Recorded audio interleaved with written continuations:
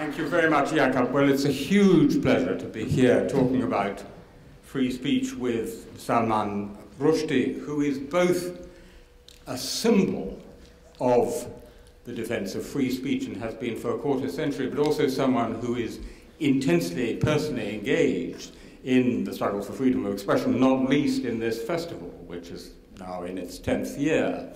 I am myself, what Jakob failed to mention, have been working for some years on a book about free speech, which is coming out next year. So that's what we're going to do. We're going to talk about free speech. And Salman, I wanted to start in a slightly odd place, perhaps, in a kitchen in East Oxford, Oxford, England, nearly 25 years ago.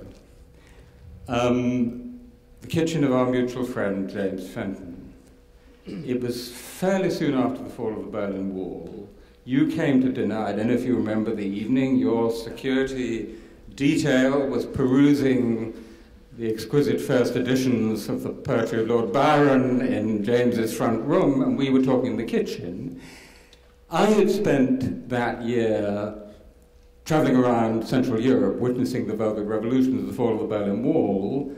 You had spent that year rather less enjoyably, traveling from safe house to safe house because of the fatwa. And at a certain point in that evening, you said to me, by the way, how did it feel to have won, for your side to have won in Eastern Europe with the fall of the wall? And I, really very feebly, I have to say, said, it feels good. Yeah. And I thought of this otherwise not so memorable moment when I read the first page of Joseph Anton, which begins with the BBC reporter ringing you up to tell you news of the fatwa. And asking me how it feels. How did it feel? It doesn't feel good. I said it doesn't feel good. It doesn't feel good. So there we are. So what we have there are these two utterly contrasting 1989s, the 1989 of liberation and the 1989 of terror and intimidation. And I want to start by asking you how you experienced the 89 of the fall of the wall, the 89 of liberation, given that you had one or two other things on your mind. No, well, I mean, it felt almost kind of cruel to be watching liberation at a moment in which I mean, not only had kind of mislaid my own liberty, but I wasn't sure that I'd ever get it back. You know, and I mean, it's not actually technically 1989, but a part of that same phenomenon was watching Mandela's walk to freedom. You know, that extraordinary moment. You see the silhouetted figure, hand in hand with Winnie, coming towards us. You know, we didn't even know what he looked like because nobody shown us a photograph. You know. And I thought,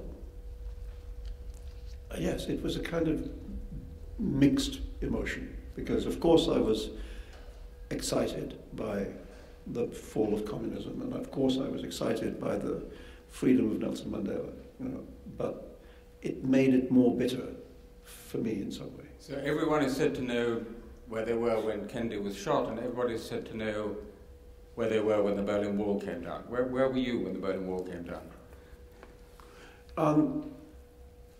At an unknown address. I was like Dick Cheney's neighbour.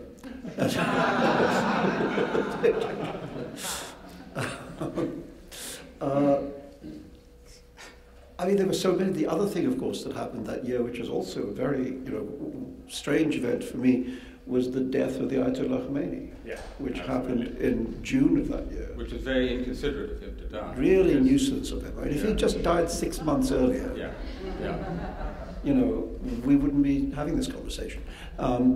Or if the Satanic Verses had been published 6 months later. It's real bad timing. Yeah, well, Ayatollah's not great. You know, not great. I have to say, too, talking about free speech, I don't mind just segue into the only witty remark I ever heard being made by an Iranian Ayatollah, which was about free speech. It was, I forget his name, but it was the gentleman whose job it was to kind of shut down opposition websites in Iran. Right. You know? And every time he shut one down over here, 6 more came up over here. And he said, rather piteously. He said, it's like removing a ladder to stop birds from sitting on the roof. Very, very good. I actually was in Tehran in 2005, and their website blocking system is so crude that the University of Virginia website was blocked because it contains the word Virginia. Virgin. Oh, Virgin. Virgin. So it's blocked, because of its and it's blocked in the following proximity. fashion. A little triangle, warning triangle with an exclamation mark comes up. Better not go to Virginia. Yeah.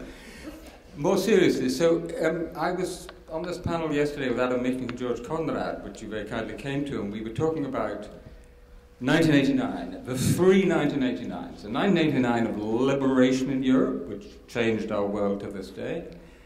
The 1989 of Tiananmen Square in China, which set China on a completely different trajectory, producing in many ways some remarkable freedoms, but also probably the biggest apparatus of censorship in the world. Yes. And the 1989 of the 14th of February, Ayatollah Khomeini's Valentine's Day gift to you, the fatwa. Now, one of the people who you very movingly write about in Joseph Anton, who offered you shelter in the earliest days, was the veteran and wonderful British literary agent Deborah Rogers, who tragically died a few days ago of a heart attack. And I wondered if we could spend a moment talking about Deborah. Well, I mean, I think, if we were having this conversation in London, then the audience would know that Deborah was a very rare person in literary London in that she was universally beloved. Unique. I mean, really, the literary world is not famous for its generosity. Like any other closed society, it's made up of people stabbing each other in the back.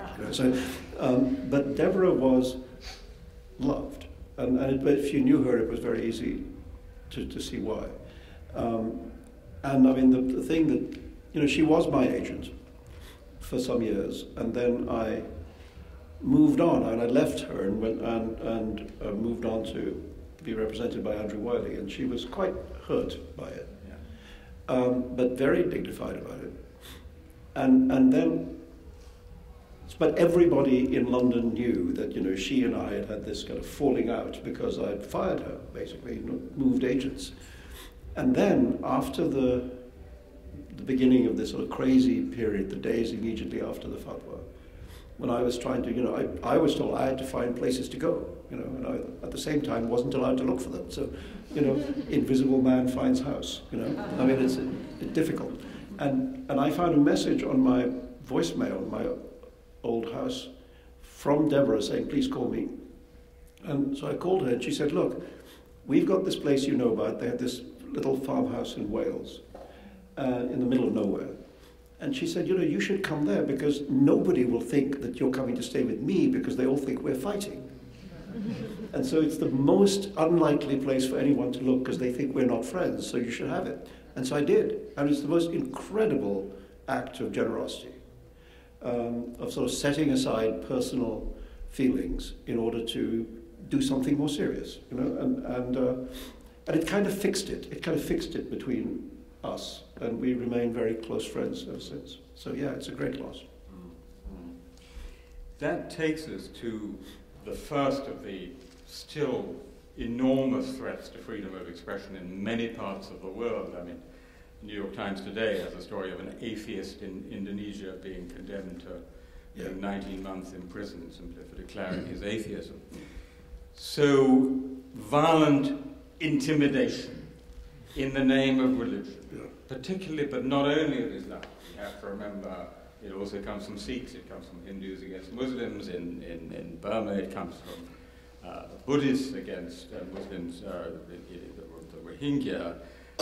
But of course, the one that you've experienced most directly is the one that we're still struggling with, particularly in Europe, violent intimidation from Islamic or Islamist extremists. Now, this is it's a rather broad question, but I think it's worth talking about. Near the end of this book, you say, as for the satanic verses and that whole story, it was hard to say if it was ending in victory or defeat. And I want to push you on that. Well, I think it's some of each, you know. I mean, as I said, if you look at the narrow focus of the actual particular battle about this book, that book, the attempt to ban that book, the attempt to intimidate its publishers, the attempt to intimidate its booksellers and translators, and the attempt to murder its author. All those things failed. You know, the book is available by last count in 48 languages, still in print in all of them. And the publishers essentially, give or take, held the line. The translators, even though there was very serious intimidation, and the Japanese translator was actually murdered, the Italian translator was stabbed and left for dead and survived, the Norwegian publisher was shot 3 times in the back. In spite of these things, essentially the publishing community rather admirably held the line, and so did bookstores. Again, with a wobble here or there, but essentially, yes. So, and you know, the author's still here too. Whereas the Ayatollah Khomeini is not. Let's say, and on the subject of the pen being mightier than the sword, do not mess with novelists. But it's, so that, I think, if you look at the actual small narrative of the events surrounding the Satanic Verses, I think we didn't do so badly, you know. I think we did defend what there was to defend. In the larger frame, I think it's very difficult to argue that we succeeded, because I think it was very frightening to a very large number of people. It made it much harder to get anything published which was even about Islam, let alone mildly critical of Islam, let alone seriously critical of Islam. Books that were actually almost hagiographically adoring of Islamic figures became the targets of attack by people who hadn't read them. It became very, very hard to say anything about Islam. I think that's right. I mean, so I think there's a tremendous amount of self-censorship out of fear. Tremendous. And a very nice little example is this tremendously successful musical called The Book of Mormon. Yes. To which, whatever you think of the Mormon Church, they responded very graciously. Very well. And I've used that as an argument quat often, that, you know, the beginning of the Book of Mormon, the producers invited the elders of the Mormon Church to come, and they went out saying, you know, very funny show. And then they took ads in the program, which said, you know, you've seen the play, now read the real Book of Mormon, you know, and that's what we call being grown up. Yeah. You know? But I want to argue that actually at least a significant number of European Muslims are becoming, in that sense, more grown up. That's to say, they are accepting the rules of the game in a liberal, pluralist society. Can I give you an example? Yeah. I'm not sure if all the audience know that we're talking to Sir Salman Rushdie. So Her Majesty the Queen graciously, you've been dabbed on the shoulder. You could genuflect at any time. I won't say, may I call you sir? Can I just, it's too funny not to say this, but I haven't said it before, actually not in public, but when I went up to get the sword on the shoulder, you know, she talks to you. and her opening line to me was, "So, are you still writing books?" The conversation kind of went downhill from that. So, anyway. Yes. Not very literary, the House of Windsor. Yes. You know what? We should make an anthology of those comments, because I once got a much more modest honour, which was for services to the spread of democracy, and her opener was, "Yes, it's a growing field, isn't it?" He didn't entirely approve of this spread of democracy. Well, she's a monarchy, you know. I mean, actually, just to complete the trilogy, when I was much younger, when Midnight's Children won the Booker, there was a literary party that the Queen and Prince Philip came to, It was given by the by-appointment bookstore Hatchards. We never expect the Queen and Prince Philip. Anyway, they both showed up. And a bunch of us were selected to be presented to, Her Madge and Phil the Greek, and she had nothing to say to me on that occasion, but he came to me and said, "So the Booker Prize, is that tax-free?"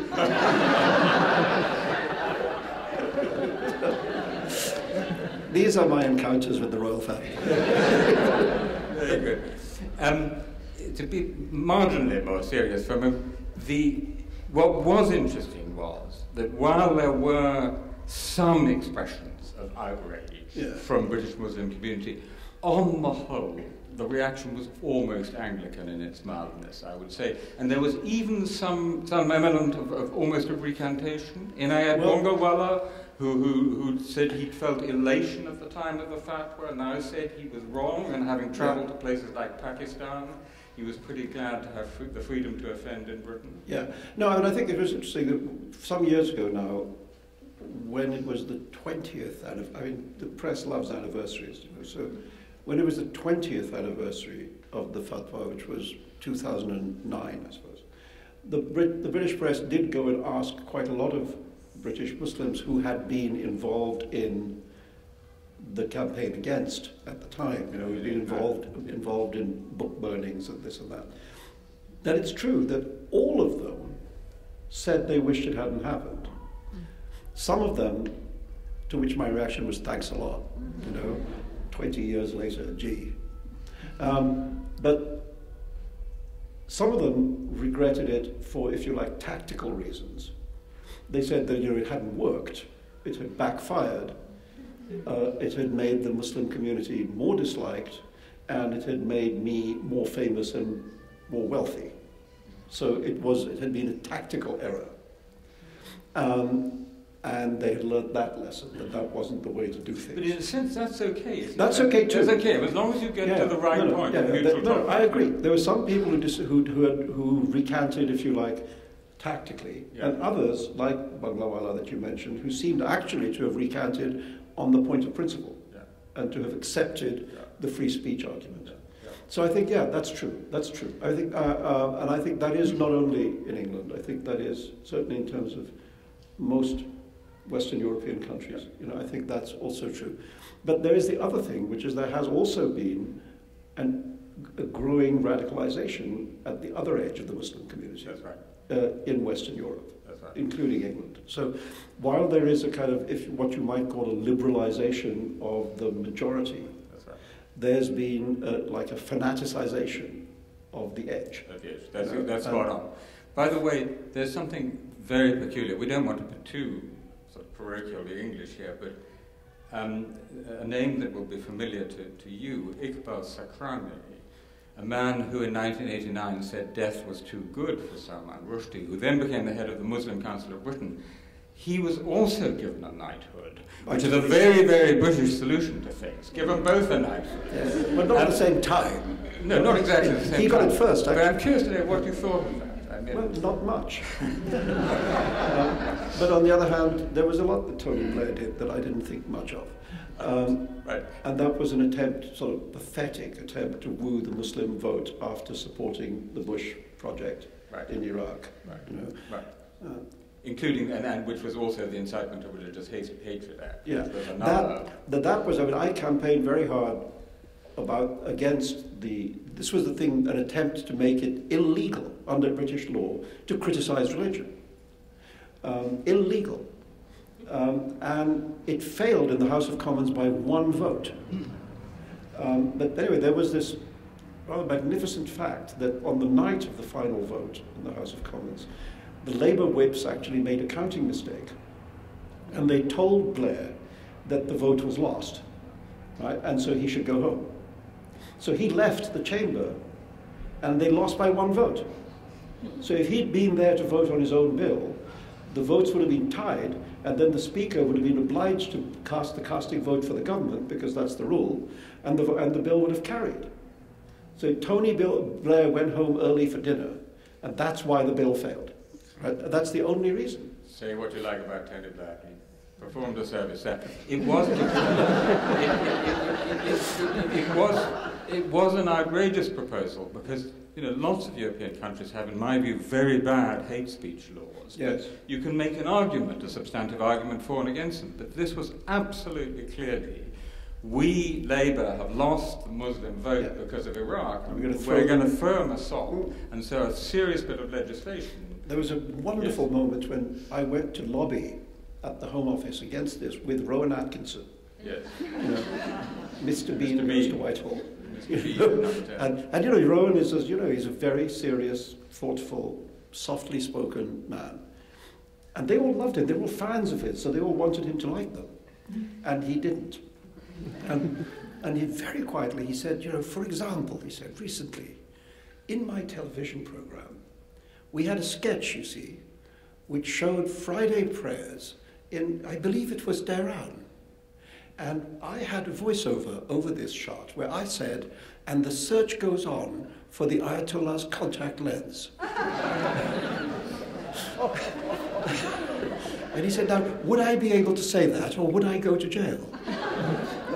And they were all saying, no, of course, humour, we're absolutely in favour of it, we love it, comedy, ha-ha, yes, totally in favour. And he said, well, how would I know? And they said, it'd be very simple, you should give us the script in advance, we'd put it through a government department and clear it. And he said, why does that not make me feel happy? I mean, it was a disgraceful attempt to create, you know, a government, state-controlled censorship of the media. Didn't work. So they were the Undersecretary for Humour. Yes, exactly.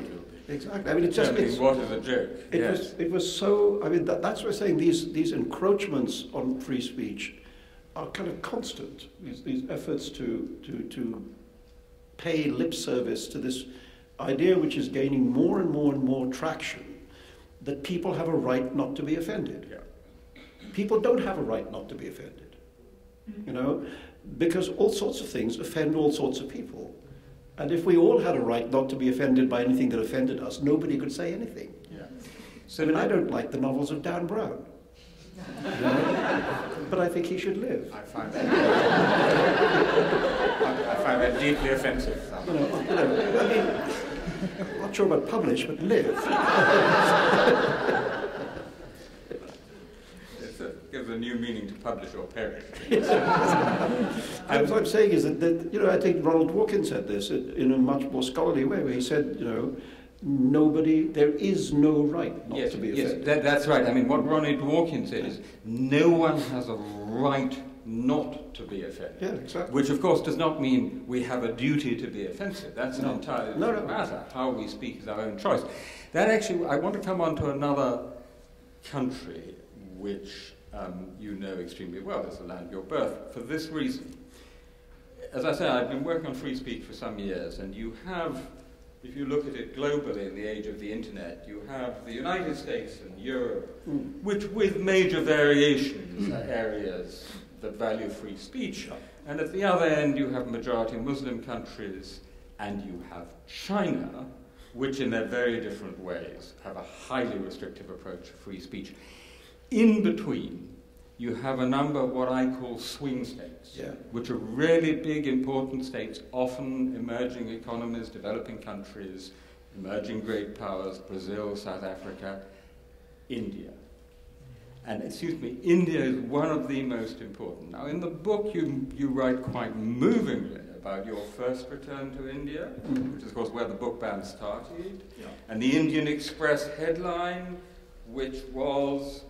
Rushdie in India, there is only joy, lots of joy, which is wonderful. Yeah. On the other hand, you couldn't go to Jaipur 2 years ago. Yeah. Wendy Donage's book has just been banned. OUP India, people fear for their lives because they post something about Bal Thackeray on Facebook. Yeah. The country's most famous artist, M.F. Hussain, has to live out the rest of his life abroad because of his depictions of Hindu gods. I mean, you have a sense almost of a whole country that is just waiting to take effect. Yeah, I'm afraid, I mean, I spoke about, you weren't here on the opening night, but I did talk a bit about India then, and I do think that it is going in a very worrying direction. Yeah. You know, and on all kinds of some of the things that you said, yes, but it's like across the board. It's in the arts, yes, it's literature, but it's also and painting, but it's also movies, it's also scholarship. There's I mean, as you mentioned, Wendy Donegal, there have been other attacks on very, very scholarly. Well, the OUP works. Oxford one. Yeah, and you know, Professor A.K. Ramanujan's whose essay called 300 Ramayanas, which has been for about 30 years the foundation text of the study of the Ramayana in Delhi University, was driven out of the syllabus by Hindu protesters. I mean, there is one of the great benefits of the internet is you can take it off the syllabus, but it's still there. You know, you can still read it. But mind you, that's sometimes a bit of a cop-out for publishers, isn't it? Yes. Because publishers just say, oh, it's no problem because it's there on the internet. Yes. But someone has to put it there. I know. Well, I mean, you know, the Satanic Verses is still banned in India. Although, amongst places where it's not banned, it was unbanned in Libya after the fall of Gaddafi. So I mean, it's very odd. It's pretty available in Egypt, but also it's available in India electronically. Sure.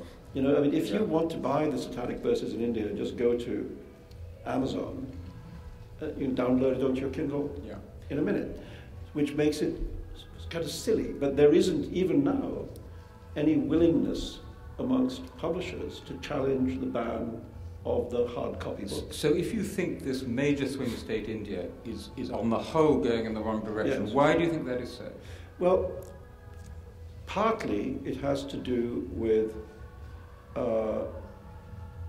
problems in both political parties. The Congress is essentially weakness, and its desire to appease every interest group by allowing them to ban whatever they like. So there's a kind of banning competition. You know, if the Muslims get a book banned, then the Hindus want a book banned, and so on. That the Congress has allowed that to go on for many years now. By the way, using legislation that originally came from the British Raj. Yes, exactly. And then now with the rise of, BJP. or the return of the BJP to what will almost certainly be government at the end of this election that's going on now. That's more brutal. That's more, they actually really want to ban things that they don't agree with. So that, for instance, they're banning a lot of textbooks and rewriting the textbooks to offer an exclusively Hindu-dominated vision of the history of India, which was, you know, ruled by Muslim kings for several hundred years. But that all has to now be presented negatively. Even though, for instance, the rule of Akbar the Great is one of the extraordinary moments in the history of India. Anyway, so there's that. I mean, for instance, in this election campaign, the editor of one of the most important newspapers in India, a South Indian newspaper called the Hindu, English language newspaper, the editor, Siddharth Varadarajan, was forced to resign by the ownership of the paper because he was believed to be not pro-Narendra Modi enough, Narendra Modi, the leader of the BJP. And then his caretaker at his residence was beaten up in the street by a bunch of thugs who said to him, "This is a warning to your boss, and tell him to be careful what he says on television." You know, other Indian journalists have already been stating quite openly that they believe that there's a serious attack on journalistic freedom underway, and that will become much worse when, or as seems likely, when the BJP becomes government. So it's a very worrying moment. It's a very worrying moment. So then here's the question. How do we engage in that conversation in India, which I've certainly tried to do myself? We have this Oxford University website, freespeechdebate.com, which is in 30 languages, including Hindi. No, it's great, because also what you're doing there is a thing that really needs to be done, which is you have these sort of principles of free speech. Yes. Sort of, what is it, 8 or 10? 10 principles that we need to accept are the foundation, without which it doesn't exist. And, well, that would be a starting point, you know. But the problem is that in India, because all sides of the political spectrum have been essentially playing the religious communalist card for so long, and this is, you know, even-handed. The Congress is just as guilty as the BJP. because of that, there is an attitude amongst the public at large, which is that religious sentiment trumps any form of free expression. And that if you can just say, all you have to do in India is to say that your sentiments are offended, and the person who's offended your sentiments is guilty because you say so. Exactly. You know, there is no defense. And that was the problem with the Wendy Doniger book. That there's one cranky extremist, a man called Dinanath Batra, who brought this action against that book. An action which, if you read the text of the action, is functionally illiterate. It says that she's a woman hungry of sex because she dares to suggest that the Shivlingam in a Shiva temple is a representation of the male phallic organ, which, goodness me, yes it is. Unless you're Mr. Batra, in which case it shows that she's hungry of sex. This appalling sort of idiot managed to get the book banned because the law says that if he says that he's outraged and offended, then the book is outrageous and offensive, because he says so. So one of our 10 draft principles on the site is we respect the believer, but not necessarily the content of the belief. Yeah.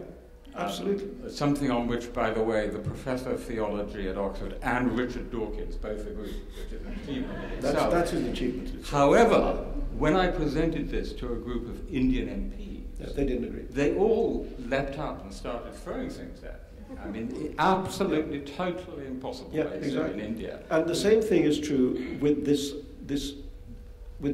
concept that I think is very problematic, which has got a lot of traction now, which is Islamophobia. Right. You know, now, again, we can say that we know that in Western Europe, certainly, there have been neo-Nazi attacks on Muslim people. And on Muslims and people identified as Muslims. There have been racist attacks on individuals. And that is considered to be Islamophobia. But so is any criticism of the beliefs of Islam. And it seems to me that that's exactly where your point is valuable, because what it says is, of course, we have to separate individuals from what they think. And individuals being attacked is a bad thing, but you can't ring-fence their ideas. Yeah. You know, if you think the world is flat, it should be my right to ridicule you. Yes. And to say you're full of crap. Yes. You know? Now, if I happen to be, let's assume, metamorphosing, that I happen to be Christopher Hitchens. And I think, as Christopher said in the subtitle of his book, that religion more as it ruins everything, I should be able to say so. If you're a person of deep religious belief, it should be possible to say, I think all your deep religious beliefs are crap. You know, because they're not true for a start. Yes. But I respect you as a person, as a human being. Yes, let's have the conversation, yes. And you might even be a nice person and maybe we support the same football team. Yes. But you're full of shit. Yes. You have to be able to say that. Yes. And for that to be called a hate crime is an enormous infringement of free speech. Yes. So one of my concerns is that exactly what you describe in India, which has been going on for a long time, as you say, is at least to some extent coming into Europe. Yes. In the sort of moral relativist version of multiculturalism, which is the taboo ratchet and then the offence veto and so on. Yes. Although, it's 10 years ago, I think one would have said definitely things were going the wrong way. Now, it's not so clear. No, I think there's a lot of acceptance of this idea that people have a right to be offended. Yes. That there's quite broad acceptance of that. Yeah. And that therefore the problem is the action of the person who has allegedly caused the offence. Yeah. And so it has in many cases switched the focus to a kind of victim blaming exercise. Right. Let's move to the land of the free and the home of the brave. Which it doesn't have this problem, because actually, because of the First Amendment, the United States doesn't have this kind of hate speech legislation, although it's not entirely, but it does have other problems, one of which is the NSA and mass surveillance. So read an interview with Jimmy Carter in US News and World Report, which said, roughly speaking, two things. That I think Edward Snowden has really performed a great public service by revealing this stuff, but that he should still be tried as a traitor. So he's a traitor who's performed a public service. This seems to me rather difficult. It is difficult to hold these two things in one's own mind. So what's your take on Edward Snowden? It's not quite Jimmy Carter's. But I do think that it's not morally simple. And first of all, I agree that on the whole, I think there's been a public benefit from the revelations, right. Because the way in which the administration has reacted by accepting that certain kinds of surveillance are too far and has, offered proposals to stop certain kinds of surveillance and limit others, I don't believe that would have happened had it not been for Snowden's revelations. The congressional and parliamentary oversight had totally failed. Yeah, so it's only because of these revelations that there is this new attitude. So I think that's unquestionably the case. I think first of all, I found it extraordinary that material of such extraordinary national sensitivity was available to somebody with such a low security clearance. That somebody who is a very small functionary in a kind of outsourced operation could stab at the heart of the American secret state. And I think first of all, put your own house in order. I think that was such a colossal loophole that sooner or later somebody was going to go through it. Just as, by the way, Private Bradley Manning also had access. Yes, exactly. These people, of very junior people, were able to get at very, very highly sensitive material. That's, I think, should be a security issue first. I worry a little bit about the way in which this was done, because I think that countries do carry out acts of information gathering. That intelligence exists. Yeah, but it wasn't just spying on other states, was it? No, the spying the spying on American citizens, I think, is the bit that's very straightforwardly, the administration seems to have admitted that it went too far. I have some moral qualms about what Snowden did, but I think those are overridden by the large-scale benefit of... But what are the qualms, about... Well, I wouldn't call it treason, but I would call it a betrayal of confidence. If you're... But isn't that what a whistleblower is meant to do? If a whistleblower believes that something... But the question is why. The thing is, it seems to me there was a damaging intention, and I don't like the fact that he's sitting in Moscow with Putin. I'm going on television with him. What, you think he's really not talking to the Russians? Well, I don't like that either. On the other hand, since he was going to be locked up for a very long time... Yeah, but look where he's sitting. Do we think that Vladimir Putin has no interest in what he knows? Really? That he's been given safe haven by Putin for no reason?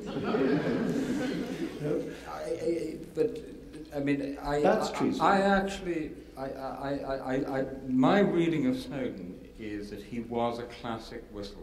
He seems to be credible in what he's done, and unlike Julian Assange, he took it to responsible newspapers like The Guardian, who handled the stuff responsibly so lives were not endangered. I agree, but I'm just saying now, look where he's sitting. And I don't find that at all okay. Who's he talking to? Is he really talking to nobody? The Russians never sent anyone to talk to him? We think that? Yeah, well, he did, if you remember, he did go on the phone in with Putin and ask Putin what the Russians were doing in the way of mass surveillance. I know. Well, if ever there was a staged conversation, that felt scripted. Scripted. Yeah. And I don't know who scripted it. Yeah. But one of them did. I think that... But I agree that the benefit to citizens of this country, in this country, being snooped on by their own government. Yeah. There's a definite benefit coming out of this. Yeah. There's also another point there, which is something that I've found working on this book, which is that all the great American First Amendment literature, probably the greatest free speech library in the world, is about public power. It's about the encroachment on the state on free speech. And America is much less good at constraining private power. Yeah. If you look at what our private data, what the data was that the NSA was sucking out from those cables, who had collected it? Verizon, Comcast, Google, Facebook, and so on. Yeah. So there's I also wonder whether Penn, as it goes forward, shouldn't spend a bit more time scrutinizing the private powers as well as the public powers. Well, I do think, I think one of the things, I was just talking to journalists from the Times about this, but one of the things I think has changed in our time with the rise of the internet and the information age is that people's idea of privacy has changed, particularly young people. That what we routinely hand over on the internet, private information, every day, every time we want to subscribe to a newspaper online or buy something, we're giving credit card information, home addresses, we're handing it up, putting it all out there. And then every so often we're told there's a heartbleed bug, which means that all of it can be stolen, And we go on. We haven't stopped. We all go on. So unless we are very innocent indeed, we must know that if we're putting that much information out there, somebody's having a look at it. So that's just a side effect of the world we've now created for ourselves. And we don't really know what the limits of this are. But one thing I will say is that, I have, because of those years when I had some relationships with British intelligence, I know that there's an enormous difference between the capability to do something and actually doing it. Because the amount of manpower that it would take to listen in to America doing everything it does would be colossal. There is no country that can afford it. So potentially it's there. Actually, how much is being done, I would suspect not very much. I wonder about that because, I had the curious experience of reading my own Stasi file. Yeah. Their methods were medieval compared to what the NSA and GCHQ can do Monday before breakfast. I had the experience of, under the Freedom of Information Act, of reading my CIA file, which is pretty interesting. Yes. Except that a lot of it's blacked out. So this is beyond a Stasi general's wettest dream. It is absolutely amazing. Now, I think you're a little bit sanguine because my sense of what the NSA and GCHQ, which is the British equivalent, have been doing is they got in a complete panic after 9/11. They said, we're going to be blamed if anything happens, therefore we've got to cover all the bases. So if we can do it, we will. Right? And what you can do is absolutely extraordinary, so we're just going to vacuum up all this stuff, which we can't possibly actually sift through.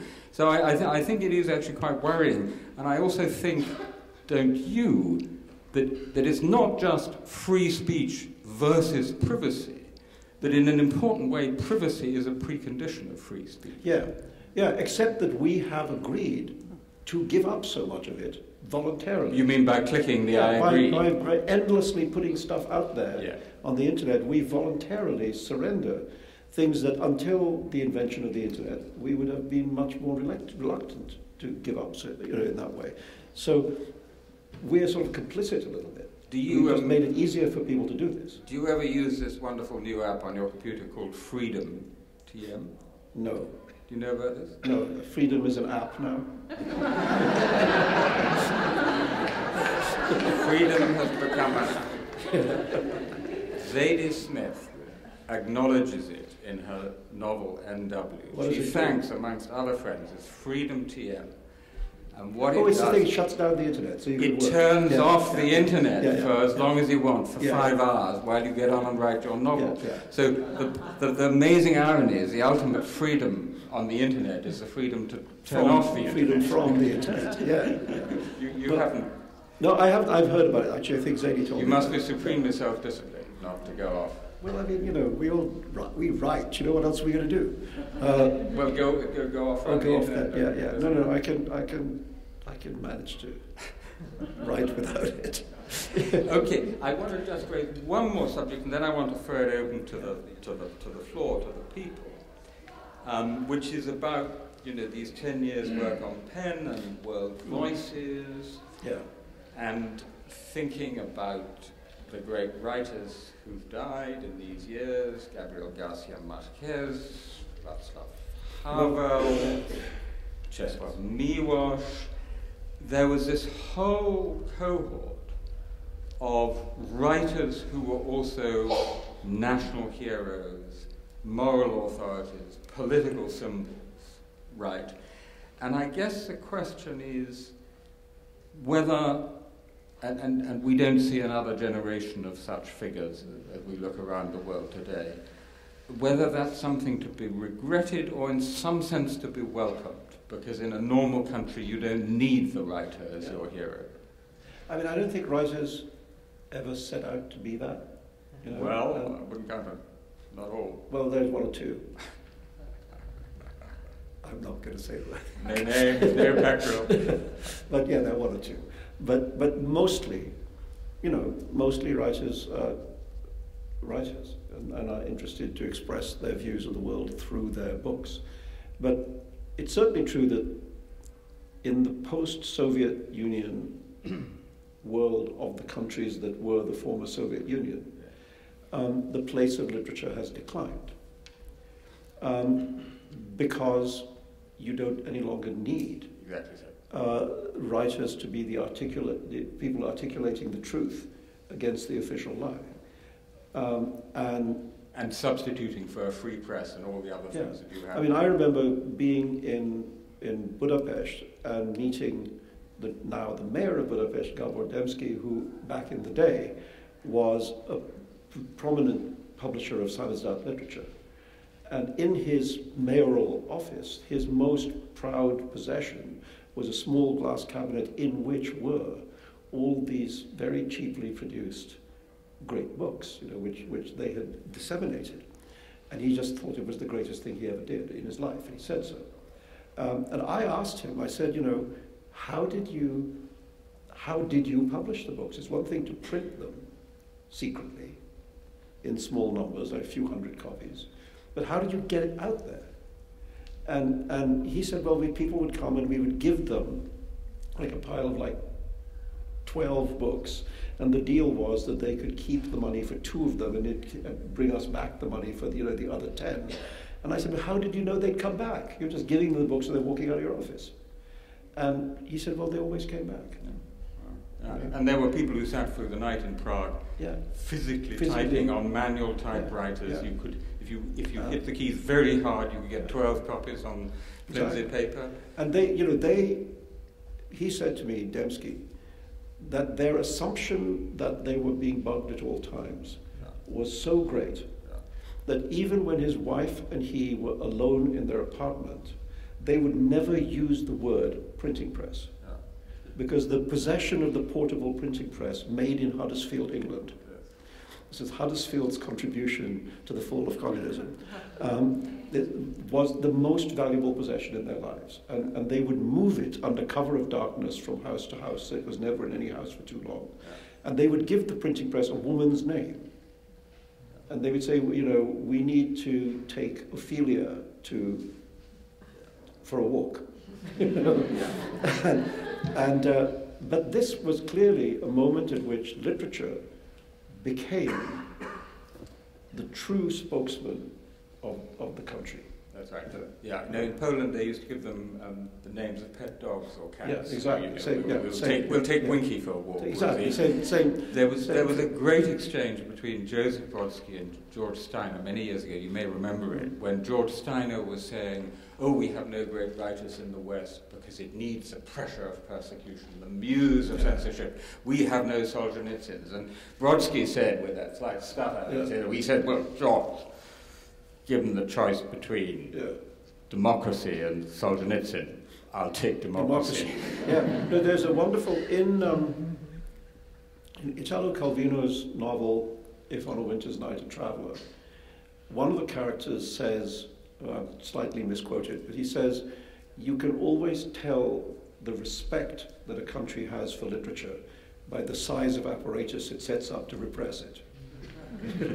And by that standard, the Soviet Union, very respectful. Absolutely. And China today China, very respectful. United States, not so much. Yeah. But as you say, given the choice, Yeah. given the choice, I'll take freedom. Exactly. You know? Exactly. I think that's a good note, freedom, democracy, to open it up. There are roving microphones. If you could, Oh, we need to we can raise lower them. the lights a bit so I can see. Gentleman in green, hand over there. Should we collect you? Yeah, yes, please. Hi, my name is Ahmed. I am a graduate student at NYU. First of all, I would like to thank PEN Voices for their support for my former colleague Muhammad bin Deeb al-Ajami, the poet who committed very horrible crime by writing a poem in Qatar. And second of all, I want to ask Sir Salman about his opinion as one of our most prominent storytellers in the modern literature about the narrative style and the storytelling techniques in the Quran, as somebody who studied the Islamic What? history. Sorry, say it again. Narrative style and techniques, storytelling techniques in the Quran. In the Quran? Yeah, in the Oh, yeah, Quran. okay. Yeah. All right. And by the way, what football team do you support? Now, can I have American another hand? football or British football? Can I? Which kind of Tottenham football? Hotspur. You mean proper football, European football, or Round ball, soccer. round ball? Right. Can I have another hand? So we'll move the mic. Is there a hand? Yeah, there's a hand over there. So if we move the mic up there, Salman. Yeah. Look, all right. Let me get straight into the difficult stuff. Storytelling techniques in the Quran. No, the football team is Tottenham Hotspur. It's by terrible fate to always finish just outside the important positions. But first of all, the Quran, as you know, is less narrative than the Old and New Testaments. Much less narrative. Only about, I would say, about a third of the Quran tells stories. A lot of the Quran is law-giving, and a lot of the Quran is kind of fulminations against the unbeliever. There's sort of three major sections of writing in the Quran. One is, if you're an unbeliever, you will die and go to hell. The other is, this is how you should live, law. And the third is narrative. Now, the narrative sections, blasphemy coming. The narrative sections are highly derivative from, not just from the Old and New Testaments, but actually from the versions of Bible stories that were told in Arabia at the time by Nestorian Christians. The cult of Nestorian Christianity was more or less only in the Arabian Peninsula. And one of the things that Nestorian Christians did was they ran a lot of the oases. They were like the innkeepers. And of course, the Prophet Muhammad, before he was a prophet, was a very successful merchant, and he was trading, on the caravan routes. And the first places he would have heard Bible stories would have been at the oases in Nestorian versions. And the versions in the Quran are more or less identical to the Nestorian Christian versions. So that, for example, the story of Jesus, in the chapter in the Quran which is called Maryam, Mary, which is where the story of Jesus Christ is in the Quran, Jesus Christ is born in an oasis under a palm tree. And that is exactly the Nestorian variation of the Christian story that was in use at the time. So, of course, if you believe that the Quran is the uncreated word of God, then what I'm saying is blasphemy. If you believe that it's a historical document, that you can see the way in which the experience of the prophet influenced the telling of the tale, then this stuff makes complete sense. So what I'm saying is that that's the narrative aspect of the Quran. It either recapitulates what we know from the Old Testament, or it offers variations, local variations, which pre-existed, which predate the Quran.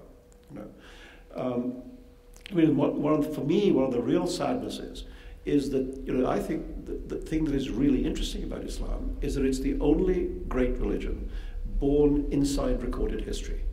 This is the one where we know who the Prophet was, where he lived, what his economic situations were, what his family was, who his wife was, what he did for a living. You know, we know a great deal about his character. We know a lot about the social and economic situations of Arabia at the time. And we can see how all of that is relevant to the ideas that are expressed in the Quran. But that historical approach, that approach of looking at the Quran as an event inside history, is prohibited by Islamic orthodoxy. Because if this is the word of God, then presumably God is not affected by the social economic conditions in the Arabian Peninsula in the 7th century. You know, so all of this stuff is irrelevant. So it means that something which really can be intelligently studied is very often not intelligently studied because of these anathemas. You know? But anyway, that's the short answer. Yep.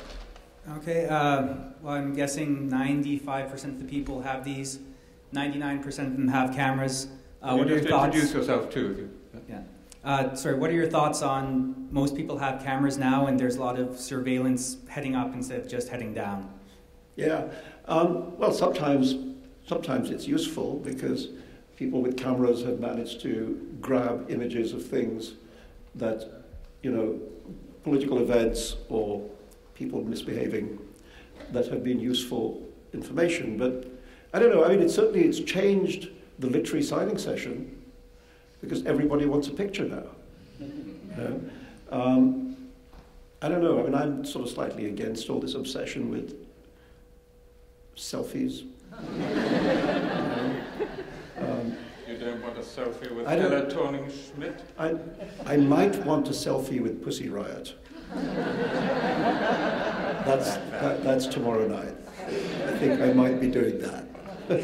Great. Let's take a few more questions. I suggest we group them now so we get a few more in. Firstly here. If you could... Thank you. My name's Sean Randall. I edit the Mantle. We've been covering the World Voices Festival all week and for the past few years. So my question is to both of you in regards to censorship in China. How do you approach publishing in China when faced with selective censorship? Do you allow some passages or chapters in your books to be removed so that some of the ideas can make it through to the mainland? Or is it binary all or nothing? Excellent question. Let's hold that and take a couple more. The gentleman in the cap there. Hi, my name is Bilal. I work for Bilal Qureshi. I work for NPR, and I was recently at the Lahore Literary Festival in Pakistan, where there was a great festival sort of celebrating expression and creativity in Pakistan, which seems ironic to a lot of people as well. And I was, you know, many people speak about creativity being a response to limits. You sort of address the issue of would you rather have democracy than censorship, but if you see any connection actually between the kind of work that comes out of a place like Pakistan to respond to orthodoxy and censorship that is actually interesting and striking to you as a creative person. Okay. Thank you very much. And I'll take one more. We've had only men, I think, so far. So is there someone who is not there? There we are.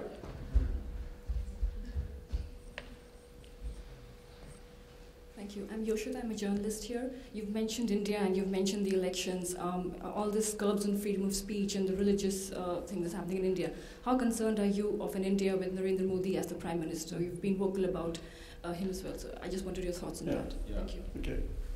Well, I mean, to go backwards, I mean, I think I've stated fairly clearly that I'm pretty concerned about a Modi-run government. I mean, the indications that it'll be a fairly bullying government are already there. I mean, we already see journalists and writers being bullied, and they haven't even taken power yet. And you already see, even more worryingly, a kind of self-censorship setting in. People worried that they're going to be bullied, and therefore trying not to do anything that will attract the wrath of the Modistas. But yeah, it's very. I think it is there's never been a politician quite like Narendra Modi in India, and we can only. I don't think there's anything to be done. I think he's going to win, and I think he's going to be Prime Minister, and we have to see whether the experience of office serves to moderate him. But it's worrying. Pakistan, I mean, I think one of the things that's very interesting to me talking about writing is that in this young generation of writers, I think the Pakistani writing, let's say in English, has been more brilliant than its Indian counterpart.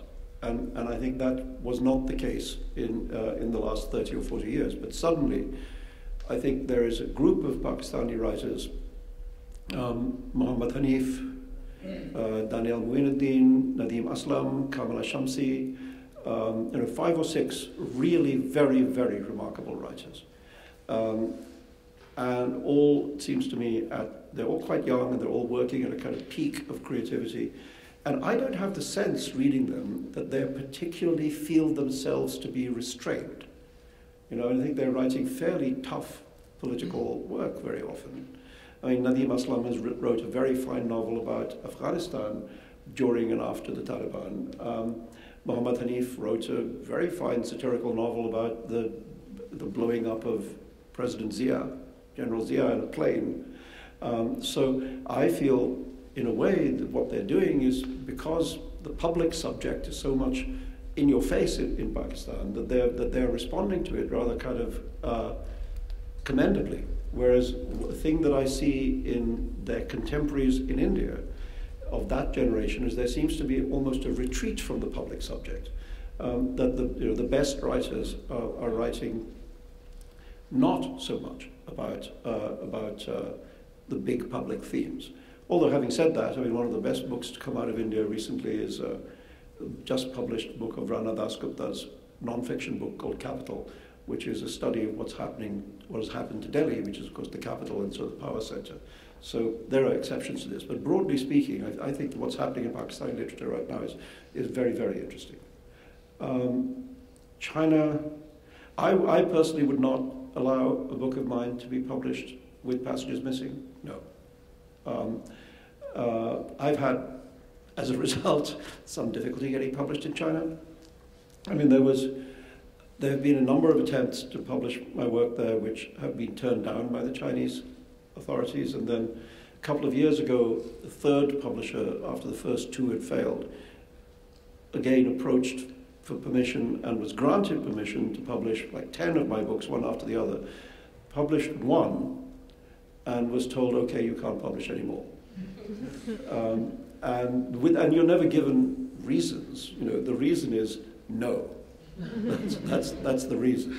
So it's I think it is difficult for outsiders' books, if they're seen to be in any way problematic, to get in. But I certainly wouldn't accept a kind of partial censorship. No. Yeah, I mean, I think I just spent 2 weeks in Beijing, and actually we have someone with us here, Orville Schell, who could give most authoritative answer to this question. I personally think it's a difficult trade-off, because what you have there are actually some quite adventurous publishers who are trying to push the limits, as people do in such regimes. And they're on your side, and they're making the minimum possible compromise. I had a book, which I published about 10 years ago, called Free World, which was published in Chinese translation. And I had a conversation with the publisher, who said wonderfully, he said, we like your book very much, we just think it needs to be improved for the Chinese reader. So I said, in what areas exactly does it need to be improved? And they wrote down a few words, which were things like democracy, human rights, freedom, and so on. I almost said, so the title, Free World, is that all right? Or do you want to change it to Harmonious World or something and so on? But actually the end of the story is interesting, because I said, look, I'm going to take a look. I've got a Chinese student. He's going to read every single word, and then we're going to make a judgment. And they took out the absolute minimum. They took out 2 paragraphs, one about Tiananmen Square, and one an unkind reference to North Korea. And I thought about it long and hard, talked to friends, and I thought that's worth it. Actually, that trade-off is worth it for a political book of non-fiction, because it means that an awful lot of readers have a chance to get at it. So, well, I think you're right. In non-fiction, slightly different rules apply than a novel. Yeah. But I mean, for instance, it's not only even just literature. I mean, a friend of mine, the wonderful American photographic artist Taryn Simon had a show in Beijing recently, which was previously had been at MoMA here and at the Tate Modern in London. Big show, which is a narrative show in which she has case histories of people's families from around the world with text, which tells you about the lives of these families. And the Chinese invited the show and then censored it and said that there were certain of the images that could not be shown and certain of the texts accompanying the images which could not be put up. And there seemed to be absolutely no logic to it. And so in the end, she mounted the show, and where they had been censored, she put up black squares. Very good. So there were black squares showing everything that was missing. And that was apparently okay. Yeah. So they don't even mind that people know that they censor. They'll just do it anyway. Yeah, yeah, yeah. I mean, we had this thing last year at the World Voices, where we had we invited Ai Weiwei, and he wasn't given travel documents, so he wasn't able to come. It's the only time in the entire history of Penn World Voices that a writer we've invited has been unable to come because of his government preventing him. It's the only time. When I say writer, artist. So we, in the end, with the New York Times, we arranged for a Skype link-up in the New York Times' theatre, where I was going to have a conversation with Ai Weiwei by Skype. And we were very worried, because, you know, that's a fragile link, that we were very worried that the Chinese were going to pull the plug at the last minute and we'd be unable to do it. So what the Times did rather intelligently is interview him before and tape everything. So we actually had all his statements on tape. In case the Chinese pulled the plug, he would still have been able to be there and say his piece. But they didn't. And then we talked actually very freely. I mean, he wasn't pulling any punches at all. Yeah. You know, he was saying exactly what he thought, and they allowed that to happen. Yeah. So it's completely illogical and unpredictable. Yeah, yeah. And I mean, I also think wherever possible, and you just illustrated that, we want to continue the conversation. Of course. We want to keep the conversation going, so long as it's compatible with not yielding to violent intimidation or massive censorship. And Okay, while we're talking about people who weren't allowed to come, and you mentioned the passing of Gabriel Garcia Marquez. Yeah. You know, there was a long period of time in which Garcia Marquez was refused admission to the United States because of his friendship with Castro. The United States authorities would not give him travel permission. Like Narendra Modi, by the way. Yeah, so not surprisingly, Garcia Marquez was quite pissed off about all this. But then they relented. I mean, about 10 years ago, he was diagnosed with a form of cancer, which required him to be treated in Los Angeles, where one of his sons lives. And they relented, and he was able to come several times to California to receive therapy for his cancer, which actually seems to work quite well. So that broke the embargo. And so when we started off with Penn World Voices, which was about this time, it was about this moment when he was quite unwell. He was having chemotherapy in LA. But after a couple of years, he seemed to be better. And so I would personally write to him every single year and say, we will do anything it takes to bring you to New York. Whatever it takes, please come.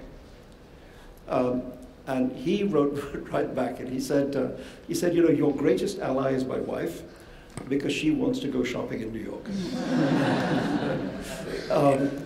But he never said yes. He never said yes. And I think it was that residual resentment of having been banned from traveling to New York for his whole life. He just never said yes. It's a great regret of mine that we never got him here. Yeah. We can time for one more there in the third row. Lady in the blue scarf. The microphone. Really loud and really fast. I'm a human rights lawyer. I'd be interested in your opinion as to whether the right to free speech is absolute in all circumstances. Can you imagine a situation in which it is not paramount? As a women's rights lawyer, I see the conflicts often between the right to free speech and women's rights, and obviously there are times of other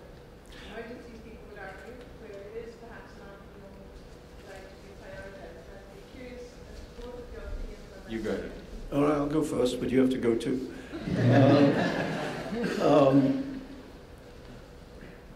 You know, I believe in I think President Kennedy said it, freedom is indivisible. There's a wonderful line at the beginning of Saul Bellows' novel, The Adventures of Augie Marsh, in the first paragraph anyway, where he says, there is no fineness or accuracy of suppression.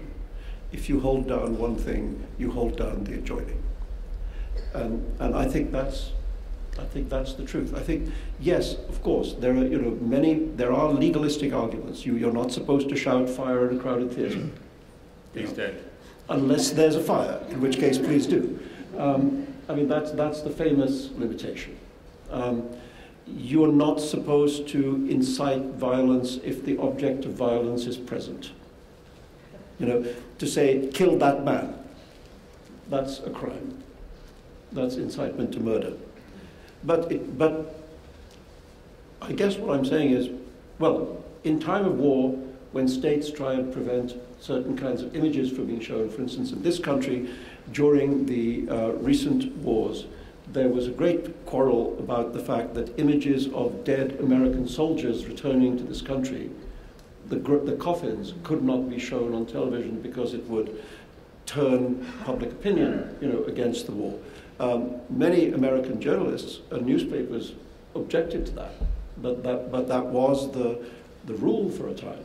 You know, so yes, in time of war, countries do historically try and limit the freedom of the press, and the press always objects, and I think is right to object.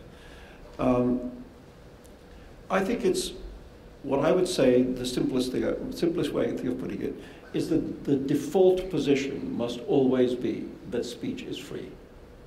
That has to be the default setting. If somebody wishes to limit free speech for whatever reason, it is for them to make the case. It doesn't need to be defended. The position should be free speech must exist. And if you want to limit it in a particular case, you'd better have a damn good reason. And you'd better be able to persuade people that that reason is worth it. And the reason for that is that freedom of expression is the freedom that makes all other freedoms possible. Yeah. And so the conversation has to be about what are the legitimate limits to freedom of expression, which is what our project and actually my book is about, because we have to have a global conversation about that, since ideas and images and people flow across frontiers. And for me, the one really universal absolute is summed up in our second principle is we neither make threats of violence nor yield to violent intimidation. It has two sides to it.